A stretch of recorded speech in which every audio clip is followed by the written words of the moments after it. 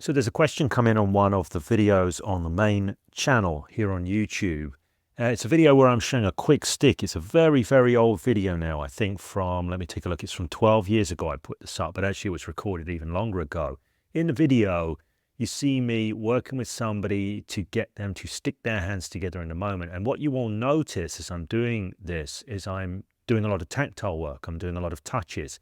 Now, people who know the old Hypnosis Without Trance material, the Hypnosis Mastery Program, which actually the updated version is available on hypnosiswithouttrance.com if you want to check that out, know that I make a lot of use of nonverbal communication, tactile stuff, touch like this. And of course, times have changed.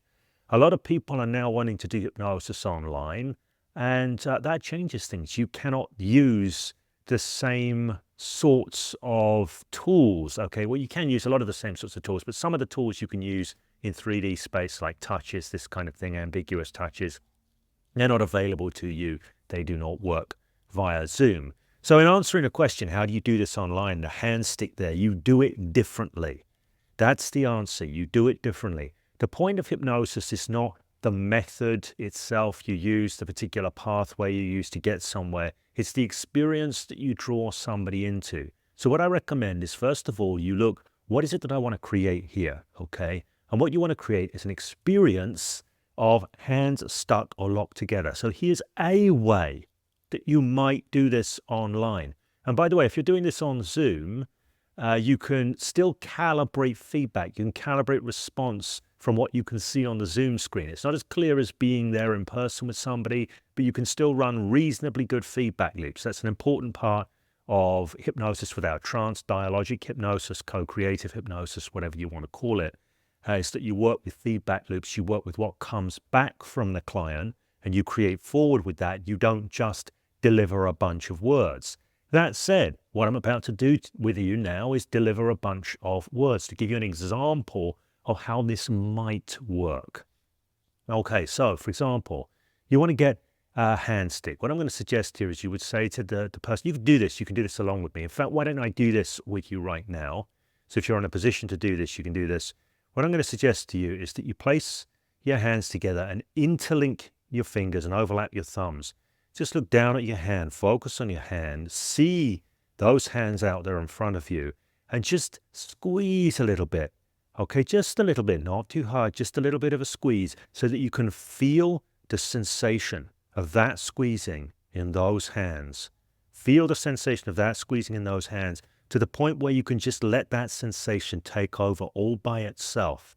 So you feel the sensation. The sensation is a thing in and of itself, and the sensation is now doing the locking, as the squeezing for you. The sensation keeps those hands just fully locked together now. The sensation as you go into this experience of those hands locked, and that sensation, so it just carries on all by itself.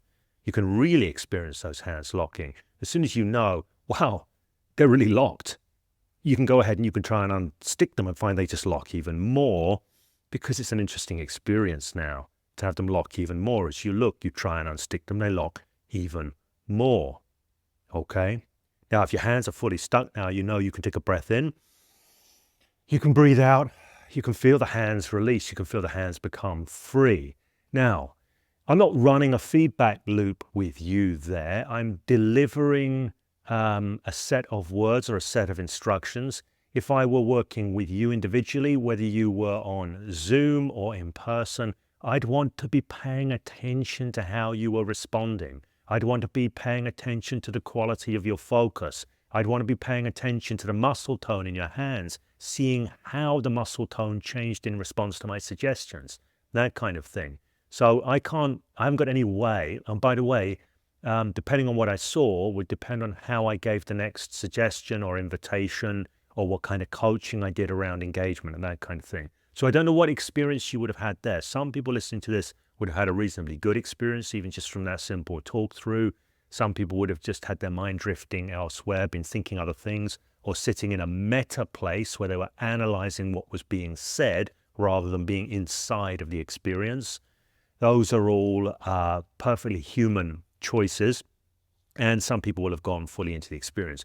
The reason I offer it there is just to open the possibility to you that there are many ways of doing these things. The approach that you want to take is to start with the end in mind. What is it that you want to create, and how are you going to lead somebody there? If you listen back to what I was doing there would have been pacing and leading in that based upon assumptions I was making about what was happening, because I couldn't actually go on the real feedback. But you can see how the loops work there.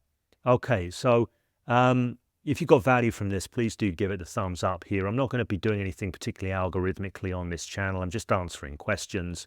But if you got value from this, please do let me know. If you're interested in this dialogic approach, this feedback-based approach, this co-creative approach, whatever you want to call it, this is what Hypnosis Without Trance is all about. You can get into the phenomenal work via the Hypnosis Mastery Program 2.0 on hypnosiswithouttrance.com.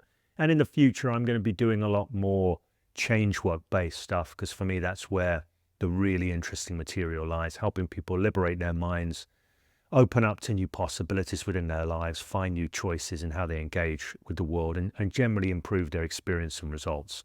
So all of that is on the way.